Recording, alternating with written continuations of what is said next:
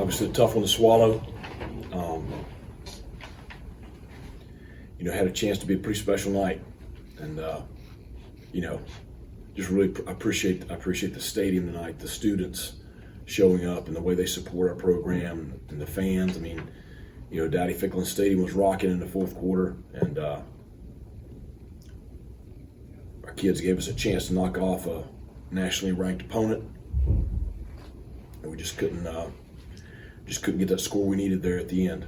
And hats off to them. I mean, they're 8-1 and undefeated in conference play, and they find a way to win.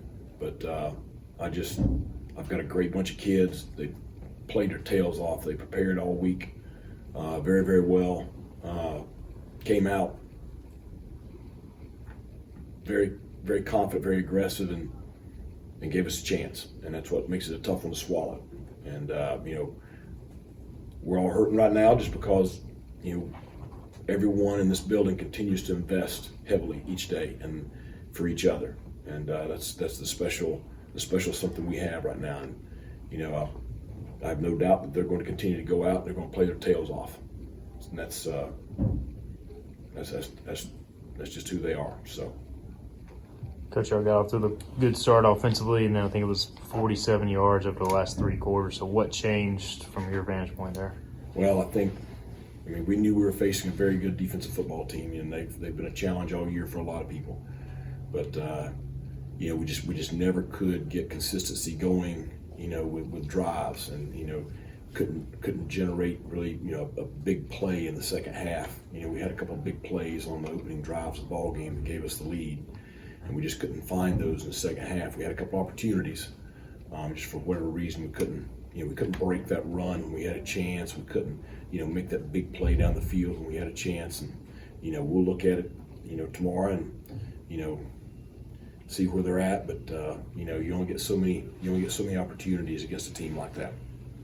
This is a game where you guys had 7 offensive possessions. So, I mean, in a game like that, how important are those drives when they limit it like that? Oh, it's the reason, I went for it there, and, with a lot of time on the clock in the fourth quarter, is just you don't know how many times you're going to get the ball back. And you're only down 3, so you do have the opportunity to pin them deep, but you don't want to sit there and give the ball to them and not get it back. And that's the kind of team they are, and that's who they've been all year. And, just with how we played defensively, it created that game where there were limited possessions.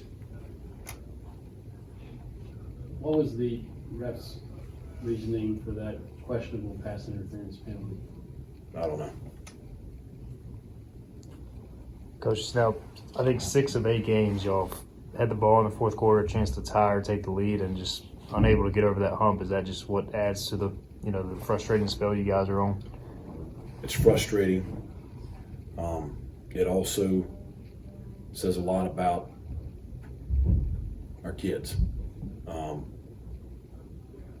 I know there's somebody sitting in a recliner somewhere that has pure hate in their heart, and they're going to say all these stuff, and they continue to say all this stuff. And I know what our record is, but we have a good program. Those kids are good kids. Yes, we have not made plays enough to win those ball games, but we have a good bunch of tough-ass, hard-nosed kids in that locker room, and they're going to fight, and I'm going to fight, and we're going to fight all week in practice, and we're going to fight next Saturday, and we're going to continue to do that. And there's opportunities in our schedule.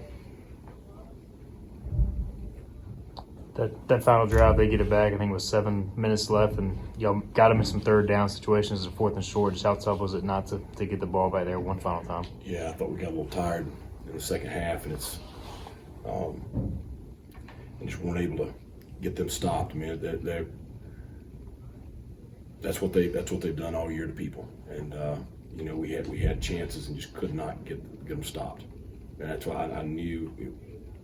That's why we kind of sold out there to try to get them stopped, and we just couldn't. And it's credit to them. I mean, it's a veteran team. Those are the ones. That's why it would have been a special win. If we could have found a way, it would have been one you never forget. Coach, no turnovers, 2 penalties. You give up 13 points. I mean, that shows you're close. We're very close. we're very close, and I just want to see us break out of it. You know, almost you were hoping to see us kind of explode. You know, we've seen that in the past. You know, when we were getting it going the first time, and you kind of had that explosion. You know, towards the end of the year during the pandemic, and it carried over into the next couple of seasons. And, we're close. The kids know we're close. They know it. You guys had a couple chances at creating some turnovers on defense. I know BJ tipped a couple balls near the end zone. Siobhan had one in his hands too. I mean, I guess what do you like about the way that those guys played today? Well, I mean, we're active. We're in the right spots. But that's what I'm talking about. We had opportunities for turnovers. The one with BJ, it's the one keeps the field goal off the board there right before the half. So it keeps it 10-7. The one there in the second half, gives us the ball back. I don't remember right now exactly how that drive ended, but certainly would have given us the ball back right there. So,